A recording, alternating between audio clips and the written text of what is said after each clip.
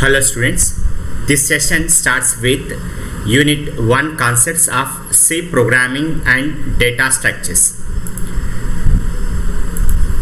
So on Unit 1 syllabus.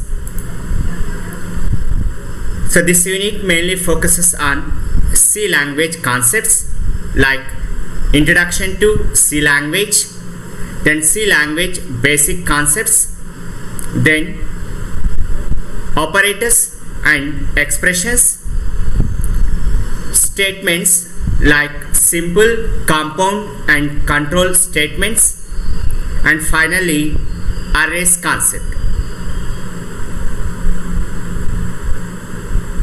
Okay, first one, history of C language. In early 1960s there is a programming language called ALGOL. Here ALGOL stands for algorithmic language. Later in 1967 Martin Richard he introduced a new programming language called BCPL, which stands for Basic Combined Programming Language.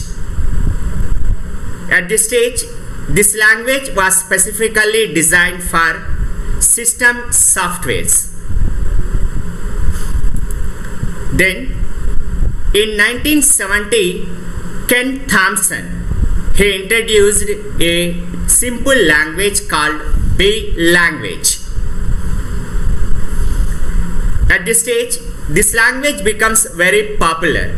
Why? Because this language was used to develop the first version of Unix operating system.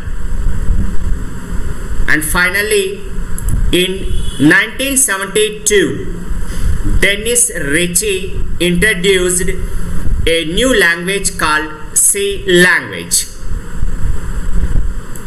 Now observe these points. ALGOL, algorithmic language, which is a programming language which was developed in the early 1960s. In 1967, Martin Richards developed Basic Combined Programming Language, simply referred as BCPL. In 1970, Ken Thompson developed B language, which was used to develop the first version of Unix operating system.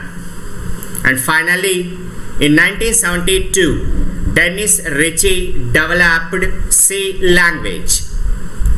Now this one, C is a structured programming language developed by Dennis Ritchie at AT&T's American Telephone and Telegraph Bell Laboratories of USA in 1972.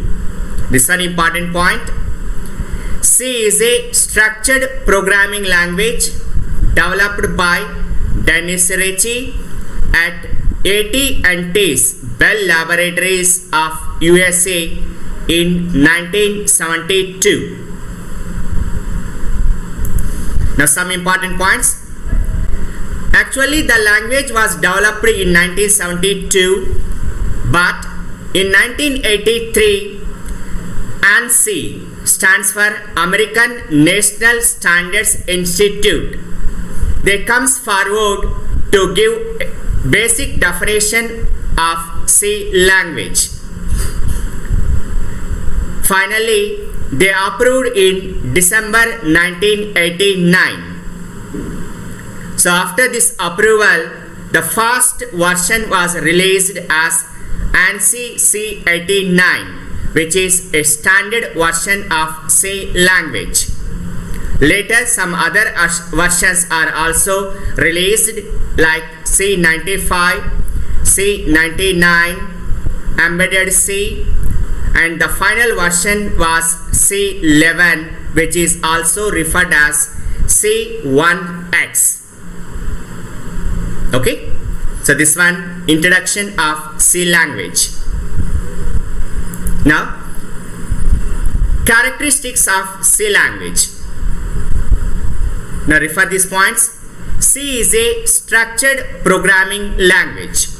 Remember, structured programming is one type of programming language which supports the features of structured programming, like program is possible to divide into number of parts which are known as functions, and functions can communicate with each other. Such feature is supported by C language. Hence, C is a structured programming language. C is a middle level language. Remember students, actually programming languages are classified into two types, like low level languages and high level languages. Low level languages improves machine efficiency and high level languages improves programming efficiency. But C is a middle level language. That means it supports both the features of machine level language and high level language. Next one, C is a case sensitive language. Here in C language, lowercase characters are different and uppercase characters are different. Hence, C is a case sensitive language. C supports the concept of dynamic memory allocation. C is a robust language.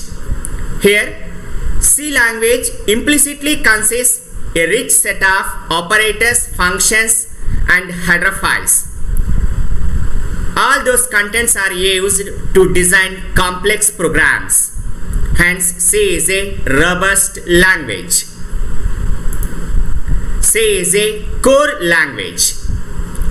Listen, C is a basic language which is useful to learn some other languages like C++, Java, etc. The entire coding is implemented in other languages also. Hence, C is a basic and core language for other languages. Okay? Now, thank you. Now, it shows a simple example program of C language. When we are designing a C language, it consists of different sections.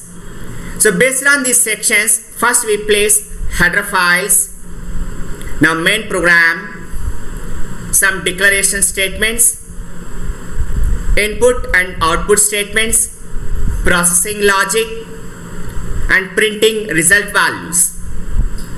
So to understand this program in a proper way, we need to learn the basic elements of C language.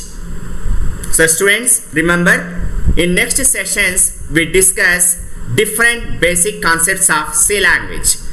So once you are familiar with all those concepts, now it becomes very easy to design C programs. Okay? Thank you one and all.